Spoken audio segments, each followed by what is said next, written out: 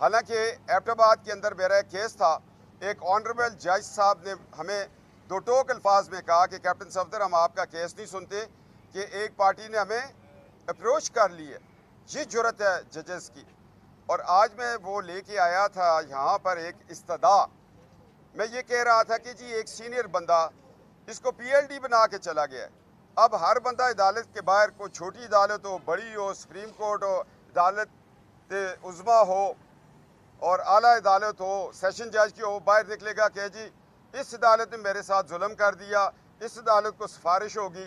तो जब हम उसको कहेंगे भाई तुम अदालत की तौहीन कर रहे हो, कहेगा एतजाज एहसन बात करे, वो तौहीन नहीं है। एक लेमैन करे, पाकिस्तान का ID कार्ड रखने वाला, पासपोर्ट होल्डर, बाशिंदा, उस पर कंटेम्प्ट होगी।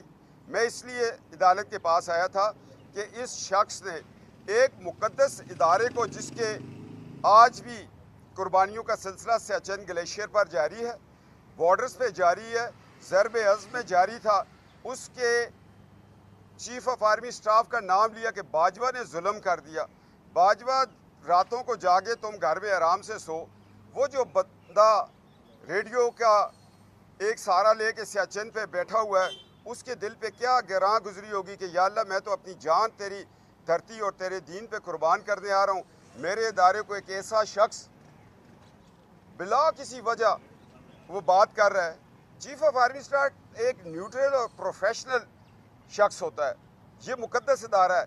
इसको घसीट के एतजाज साहब बीच में ले आए और कहने लगे कि जी उसने प्रेशर दिया है। और मेरे भाई कितनी एक अदालतों को प्रेशर होता है। प्रेशर वो अगर चीफ ऑफ आर्मी स्टाफ का प्रेशर चलता होता तो आज हमारी जो ये इस्तदा थी वो किसी पाया तकमील को पहुंच जाती। लिहाजा ये साबित हो गया कि फ़ौज अदालतों को प्रेशर नहीं दे सकती।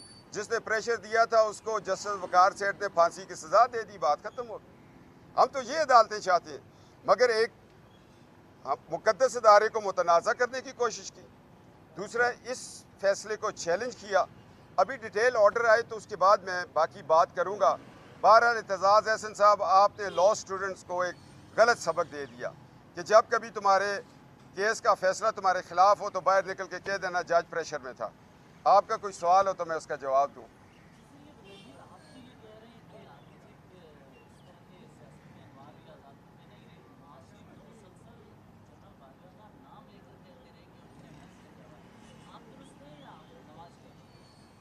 मैं इस चीज़ की बड़ी एहसन तरीके से वजाहत करूँगा। चूँकि मेरा केस जो था, मेरा केस, उसमें एतजाज़ एहसन ने कहा कि बाजवा ने जुल्म किया है।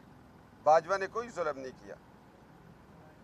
जिस बंदे के केस में कोई इन्वॉल्वमेंट है तो वो उसका आके आपको सबूत देगा। मगर ये मैं बता सकता हूँ कि इसमें हमारे केस में अगर किसी ने इन्वॉल्वमेंट करनी होती तो हमें पहले सज़ाएं न होती। इसको क्या हक हासिल है? ये हम सियासी लोग हैं, हम जवाब देंगे आप फोरम पर। एतजाज़ एहसन हमारा वकील था कि उसने जाके नवाज शरीफ के मौक़िफ़ को आगे तकवीद देने की कोशिश की। असल में वो अपना रास्ता बना रहा था कि किसी तरह मैं PTI में चला जाऊं और फिर सेनेटर बन जाऊं। अगली बात जी,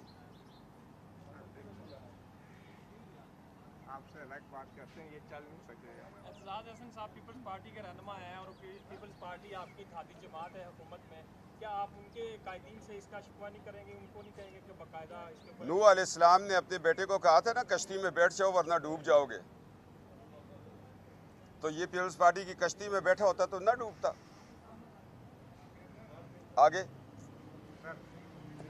कैप्टन साहब ये बताएं कि क्या हुकूमत अपनी मुद्दत पूरी करेगी? ये जो कहा जाता है कि हुकूमत की समझ नहीं आ रही कि आधी हुकूमत नून की, आधी पीपल्स पार्टी की, आधी बाकियों की है, पार्टी आपकी बाहर है, इस वक्त गवर्नमेंट चला कौन रहा है सर?